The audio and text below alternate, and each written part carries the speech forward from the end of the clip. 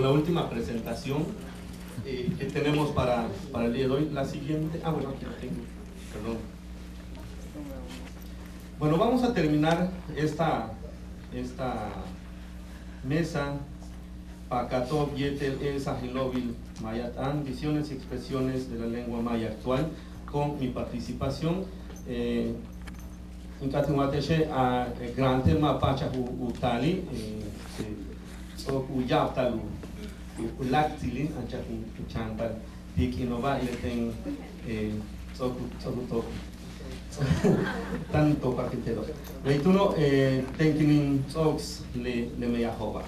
Bueno, el aviso es que el compañero Grant no ha podido venir, tuvo algunas complicaciones familiares y bueno, entonces vamos a terminar esta mesa con mi presentación. Bueno, la pregunta aquí es un poco siguiendo con lo que en la actualidad se está haciendo en la península de Yucatán. Yo me preguntaba, ¿normalizar para qué? Y la maya, bueno, ya hemos visto hoy muchos de los ejemplos de hasta dónde la lengua maya está viva. Hemos visto una enorme literatura que viene desde la colonia hasta nuestros días. Es una de las lenguas con mayor tradición literaria y también hay que decir que hay muchísimos textos. Bueno, lo decía Israel, voy a hacer un resumen de todas las ponencias, creo mejor. Israel presentaba hoy por qué se enseña la lengua maya en la ENA, por ejemplo, y nos daba algunos de los ejemplos que tienen para ser tomada la lengua maya como un ejemplo de lengua. Y bueno, también hay que decir que hay en la actualidad, aparte de la literatura, aparte de los trabajos lingüísticos, también mucho trabajo antropológico. Ayer presentamos una mesa aquí, bueno, aquí está la compañera Marta Medina, sobre la cosmovisión maya. Y entonces vamos viendo que tal como hemos estado diciendo en estos días, esta cosa se está viendo, tiene ich esta cosa, tiene ol. Y bueno, tal como hemos estado viendo, la maya está avanzando no solamente en lo lingüístico, sino también en los estudios de la propia cosmovisión. Entonces, la literatura maya actual nos muestra todo eso, todo este voyage de cosas que tenemos, y eso es intraducible, perdónenme, pero bueno. Y entonces, por eso surgen estas preguntas, ¿no? ¿Qué normalizar si vemos que somos normales? ¿Sí? ¿Para qué normalizar? Y cómo normalizar en dado caso que querramos normalizar. Propuestas al final, quiero hacer algunas propuestas para políticas lingüísticas pertinentes para la lengua maya actual. Y bueno,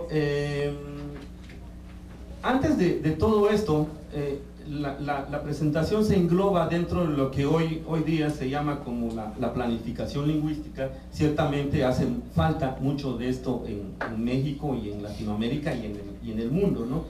Entonces, la planificación lingüística o la planeación lingüística tiene que ver con esos esfuerzos que deliberadamente se hacen para tener algún tipo de impacto en el comportamiento de una comunidad de habla en torno a la estructura y en torno a las funciones de la lengua. Es decir, desde la planeación lingüística se puede encaminar en pro o a favor o en contra de una lengua desde la comunidad lingüística o desde quienes mandan en un pueblo.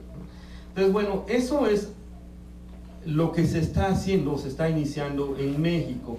En Yucatán, la planeación lingüística y la política lingüística tiene que ser hecha desde lo maya, por y para los mayas, como comentaba Feliciano en la mañana.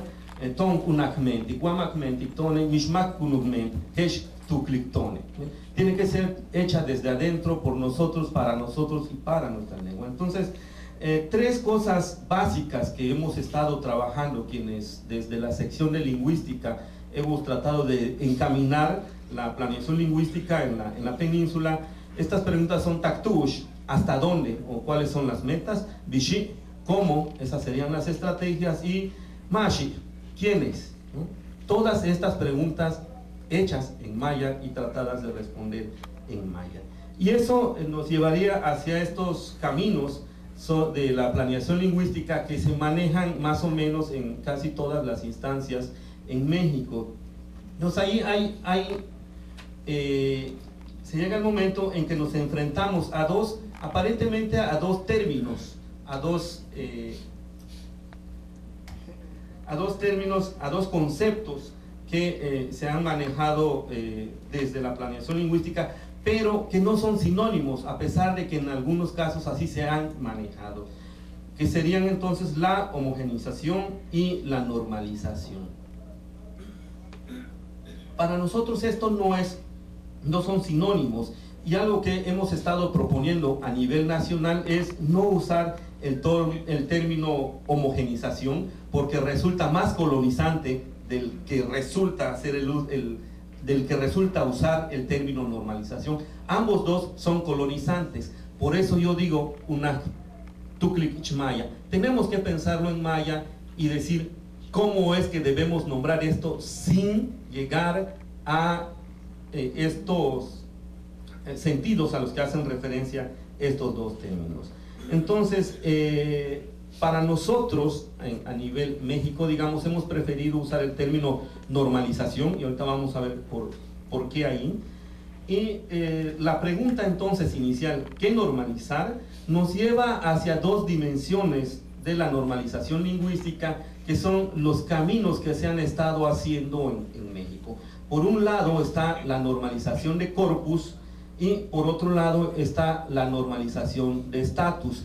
La normalización de corpus es un poco lo que mostraba la doctora Bárbara, cómo se puede hablar, ¿sí?, a favor o en contra del uso del SHEC, ¿sí? Yo creo que ahí, y acepto mi culpa, desde que nosotros empezamos a usar lo que la misma comunidad nos decía, el SHEC versus la Hachmaya, de alguna manera estuvimos dándole más importancia de la que debería de tener, ¿no? E hicimos el trecho, el camino mucho más amplio entre esas dos formas de habla, ¿no? De cualquier manera, tal como lo ha mencionado también Bárbara, el Tzigban es justamente en el habla desde donde debemos de partir, y no al revés como se ha tratado de hacer, ¿no? Entonces, la normalización de corpus nos llevaría necesariamente a la normalización de estatus, que también era con lo que concluía Bárbara en su presentación, ¿no?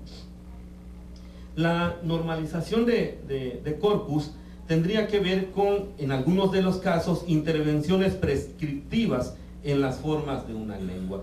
Esto es, por ejemplo, lo que desde la colonia se hacía, o es lo que hace la Real Academia de la Lengua Española, y es lo que de alguna manera intentan que haga la Academia de la Lengua Maya. Hay mucha gente que dice, ¿por qué la Academia de la Lengua Maya no se convierte en la Hach Academia de la Lengua Maya, o, en otras palabras, la Real Academia de la Lengua Maya, ¿no? Justamente buscando que desde esta academia se prescriban los usos de la lengua maya. Si se hiciera así, estaríamos yendo culpachi, estaríamos yendo al revés de lo que hemos estado planteando nosotros, ¿no? Y bueno, algunas veces esto se ha hecho y cuando se ve que es necesario para trabajar con un léxico renovado. Y a pesar de lo que ha presentado Bárbara o ha comentado Bárbara, y lo que hemos visto con otros trabajos, que hay una infinidad de préstamos en la lengua maya, pero creo que no debemos espantarnos. La mayoría, perdón por la mayoría, tachen eso, todas las lenguas del mundo tienen préstamos, y la lengua más hablada, no creo que la lengua más hablada es el chino, pero una de las lenguas más usadas como lenguas colonizantes, que es el inglés, es justamente la lengua con más préstamos.